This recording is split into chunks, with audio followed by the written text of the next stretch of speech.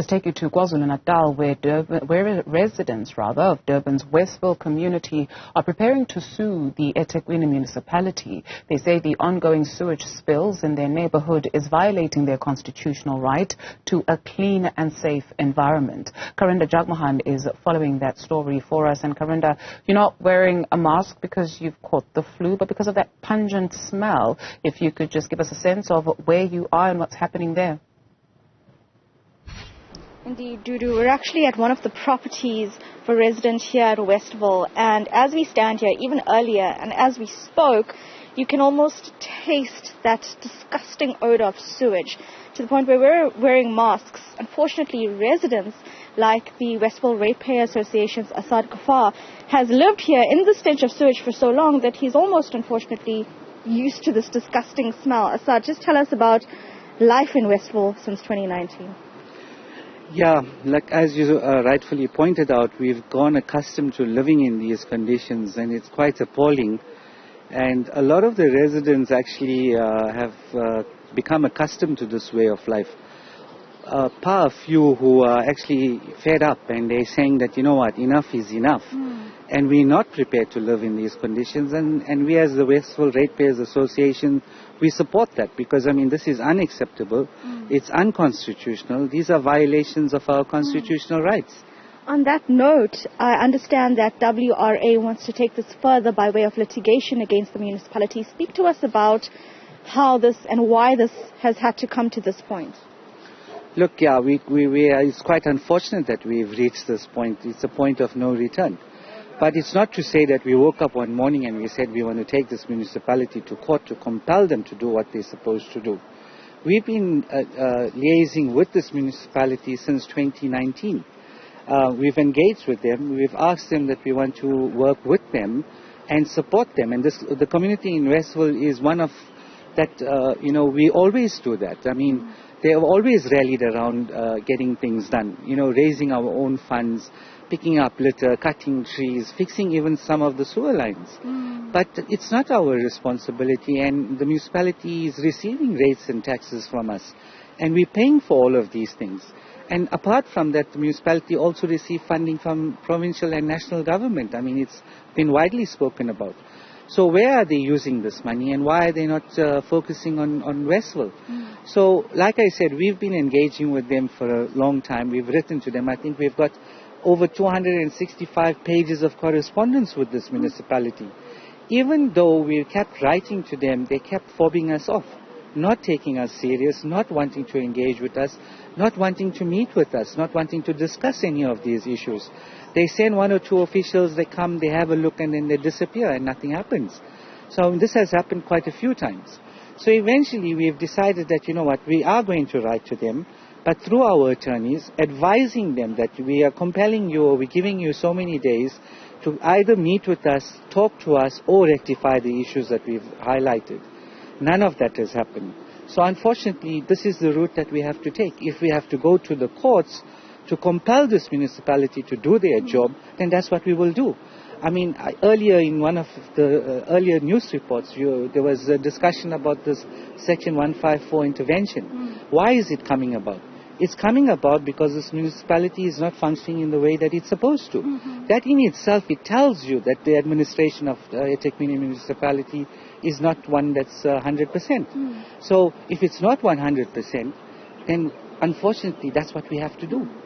You know, Asad, we're seeing countrywide residents like yourselves take on matters of their community into their own hands. In fact, WRA was at a council meeting very recently. I saw you there. What was your take on the way that council progressed, on how councillors were voting in council, just as a resident, and to describe to other residents what you saw? You know, it was quite shocking for me. I mean, I've been involved with ratepayer associations for over 30 years. I haven't been to an eThekwini council meeting, obviously due to time factors. So this meeting that you're talking about was the first for me in eThekwini. I can tell you, I'm actually shocked at the behavior. Firstly, apart from the way that the voting took place, there were some councillors who were voicing their concern in regards to the rate tariff increases, and they were shut down by the Speaker. That's unconstitutional. It's against the Systems Act. It's against the constitution of this country. The Speaker is abusing his power and his authority. And I've been told that this is exactly what happens in council. And I can't, for the life of me, understand how even opposition parties are allowing this to happen. They have a right and they need to voice their right.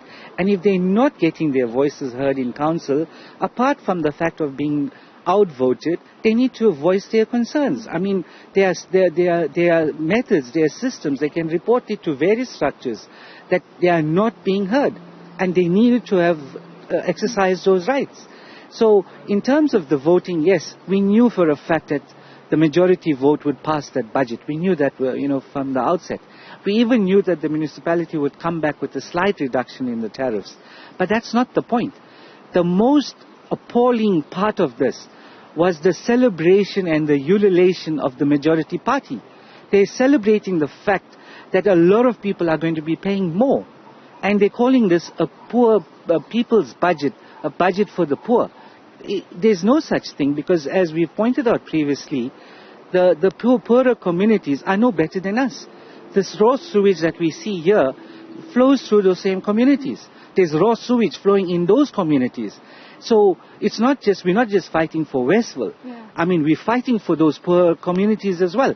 I mean, if you drive to one of the neighbourhoods of Westville, which is Chesterville, I can take you there now and I can show you raw sewage in the streets. It's unacceptable.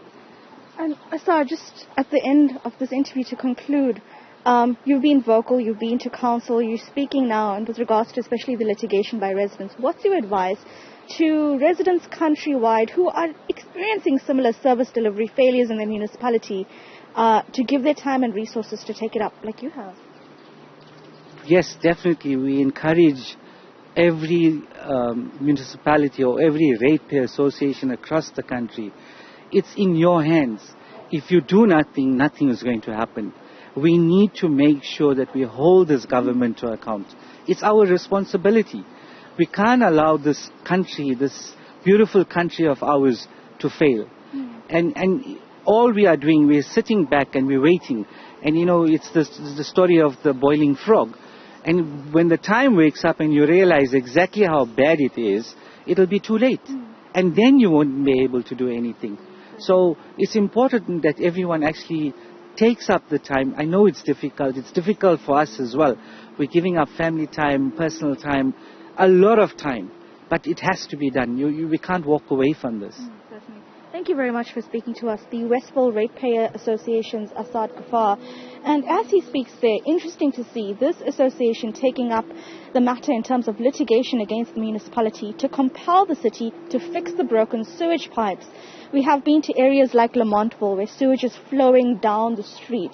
Residents there sadly live below the poverty line, so they're unable to take it up themselves. They instead reach to the media. They try and reach to their councillor, but they say that they also cannot resolve the problem themselves. In fact, we were there just a week ago where we saw residents digging up the sewage themselves so they could clear a path for people to walk through. They're concerned about health risks, and here we hear as well that some residents are already experiencing those health risks. And as I stand here as well, some residents tell us that they can't conduct their daily activities. This is a beautiful suburb in Durban, and residents say, well, they can't even have a braai, something so typically South African, outside their home because of the smell and the stench of sewage. Something that they're going through right now, and of course we'll keep you updated with the story. We know that in council, the over 60 million rand total budget that has been passed does include money that will be set aside for water and sanitation repairs. But what these residents say is that this has been going on for years now and should have been fixed in 2019 when it was first reported.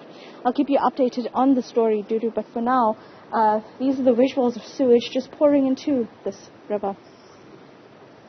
Karinda, Jagmohan, you take care of yourself out there as you continue to keep us up to date with the very latest from KwaZulu-Natal. Thank you for that report.